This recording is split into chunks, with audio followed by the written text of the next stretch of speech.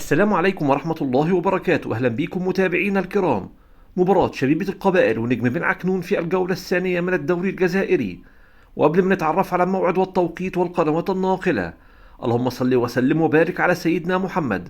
وما تنساش تدعمنا بلايك والاشتراك في القناة ليصلك كل جديد. وتوقع معنا نتيجة مباراة شبيبة القبائل ونجم بن عكنون في التعليقات أسفل الفيديو. ويستضيف ملعب 20 أغسطس 1955 مباراة شبيبة القبائل ونجم بن عكنون في الجولة الثانية من البطولة الجزائرية.